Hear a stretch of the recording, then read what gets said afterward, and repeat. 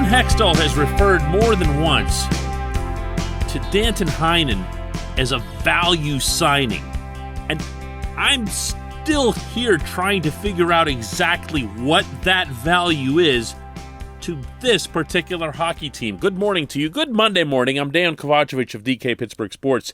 And this is Daily Shot of Penguins. Comes your way bright and early every weekday. If you're into football and or baseball, I also offer up daily shots of Steelers and Pirates right where you found this. I have at least graduated past the point of repeatedly referring to Heinen as the Anaheim guy. I don't know why. I just had this mental block about remembering his name. Plus, he just didn't strike me as being all that significant, or for that matter, sensible. When I was picturing ways that the Penguins could spend whatever small amount of cap space that they had, it most certainly wasn't on a bottom six winger who doesn't score much, isn't all that great defensively, doesn't add a size component, isn't super fast. You see where I'm headed here? Like, I just don't get this one. Other than what Hextall actually spoke, which is that Heinen was, as he saw it, a value signing. Okay, well, what's that mean? Heinen's contract was for 1 year, $1.1 million. That's obviously not very expensive. It's not that much more than the NHL minimum wage. Heinen has, over the course of his somewhat unusual NHL career, produced on occasion. In particular, when he broke in with the Bruins in the 2017-18 season, he put up 16 goals and 31 assists in 71 games. That's serious stuff for a rookie. That's impressive. Now, he also played with some of Boston's better guys, got some regular duty on special teams and everything else, and again, to his credit, taking nothing away from him, he put up numbers that made you think, wow, B's really got somebody here.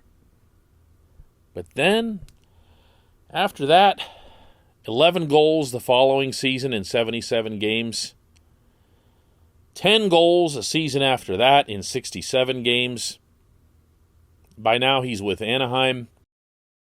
And he had 7 goals in 43 games this past season, which actually, if you prorate it, isn't that bad, but you don't really get to do prorating in hockey. Whatever you score is whatever you score. So 3 out of his 4 seasons, he's kind of looked pretty pedestrian. And then the one rookie season, he looked like he was pretty promising. What's this mean for Pittsburgh? I don't know. I don't even know why he's here. This portion of Daily Shot of Penguins is brought to you by the Greater Pittsburgh Community Food Bank, where they are committed to providing food for all of our neighbors in need across western Pennsylvania. They, in turn, need your help. Visit pittsburghfoodbank.org to find out how $1 from you is all it takes for them to produce and distribute 5 full meals. $1 equals 5 full meals. Go to pittsburghfoodbank.org to find out how you can make a difference. If there were some fit, if there were some specific need, if there were a line that you were looking for, maybe a little bit of whatever it is that he brings, I could make some sense out of this. I could at least begin to do that. If the Penguins really believed that Heinen was undervalued by his previous 2 employers in Boston and Anaheim, or that maybe there's something that they could add to his game, some kind of wrinkle that would allow him to regain that rookie form, to climb back onto that same trajectory and become what was expected of him, although he's now 26 years old. I could see it, but I can't even piece together like a line to put him on. I'm looking at the first line. He's not getting on there. I'm looking at the second line, and I guess you could, if you saw some great offensive capability, let's say like even in a training camp setting or preseason where he pumps a bunch of goals and gets his confidence up and everybody starts saying good things about him and, hey, who's this Danton Heinen guy? Wasn't he that guy that one random podcaster was ripping on all summer long? Wow, he looks great. Well, if Heinen shows something to that effect and you say, all right, well, maybe this makes Jason Zucker expendable. Well, Zucker's expendable now.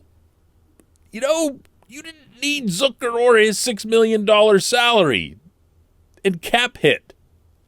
You'd be happy to move that regardless of Danton Heinen.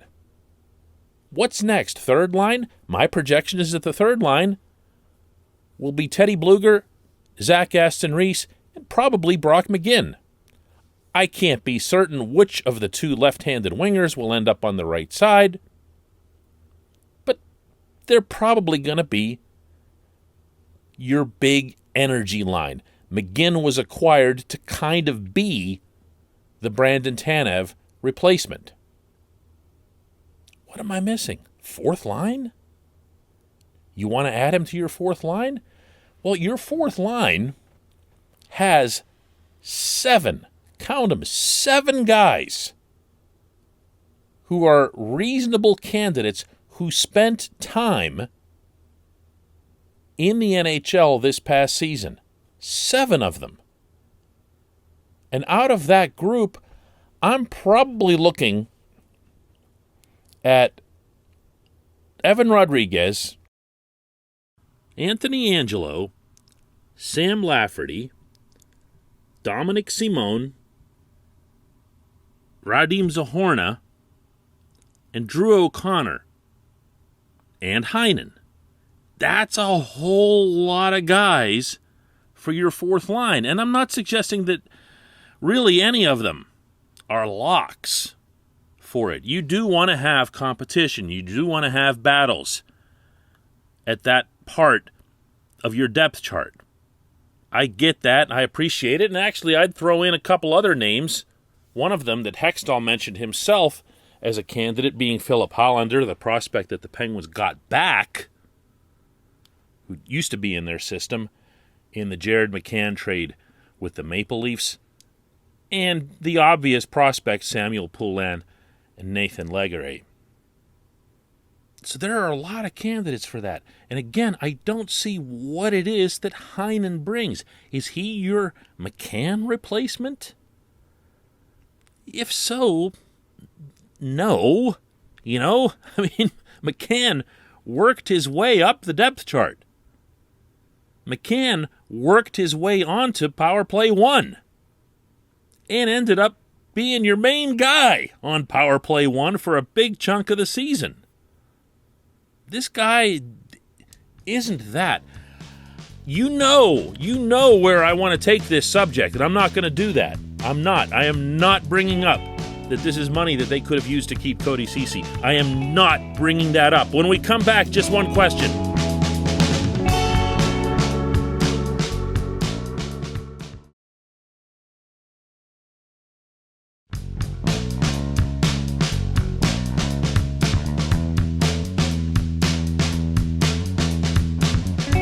Welcome back. It's time for Just One Question.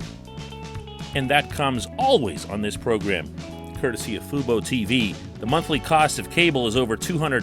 Fubo TV is $65 a month to watch all the same channels, including AT&T Sportsnet Pittsburgh.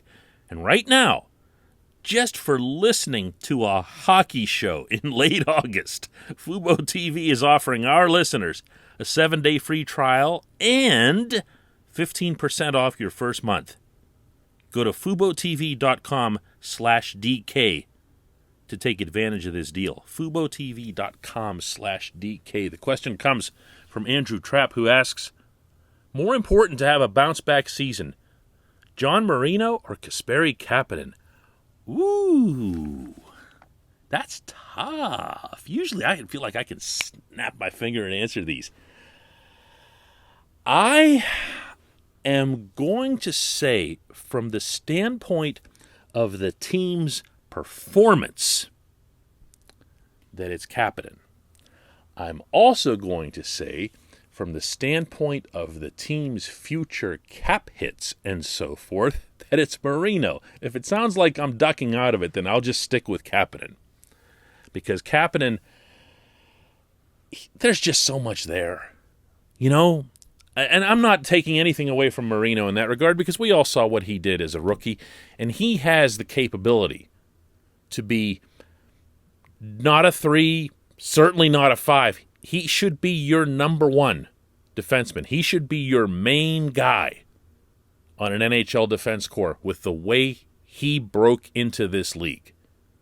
There's no excuse, no reason for him not to. You can't raise the bar that high and then just kind of, you know? Although I guess Danton Heinen did, but enough about him. This is a player, Kapanen, who can do so much more than what I'd even realized. I thought the world of him at his initial development camp, saw the touch, saw the release, saw the finish, no pun intended. And I was really surprised when he went to Toronto and didn't produce, at least not to those expectations. Now, eventually, the Maple Leafs kind of crowded him so far down their depth chart on the right side behind Mitch Marner and William Nylander that it just became, like, ridiculous because he had no chance of getting onto any special teams or anything like that. Well, he can do all of that. He can do all of that in Pittsburgh. I don't think he's locked off the power play. There isn't anyone on this hockey team who shoots the puck the way he does. I'm just talking about the pure shot. I'm not comparing his overall game, certainly not his consistency. But it's almost inconceivable that you can have someone like that who can release like that, who can catch a goalie off guard, who can beat the goalie without the assistance of a screen, who can park himself in the left dot and give you a threat you haven't had over there since, can't even say Phil, because Phil didn't one-time it from over there, Phil Kessel. You know? There are so many things that Kapanen can add to this team. I'm not even scratching the surface. Think about a healthy Evgeny Malkin returning, feeling great, flying around on that repaired knee and everything else, and clicking with Cap the way we saw them do quite a lot this past season. Picture the value, to bring up that term again, that Kapanen brings by lifting a superstar, by lifting the investment that you've already made in a superstar and raising that up. There's just, to me, there's a lot there that Kapanen can bring. There is. And I don't see him as some bad seed or something just because occasionally you'll have a head-scratching sequence or something that visibly ticks off Mike Sullivan. I see a player who cares. I see a player who wants to be part of this, who's genuinely happy to be back in Pittsburgh. And, man, I have a hard time putting a whole lot of things on the list above seeing the best version of that kid emerge. But you know what? I'll take both. I'll take both as long as you're asking. I appreciate the question. I appreciate everybody listening to Daily Shot of Penguins. We'll do this again tomorrow.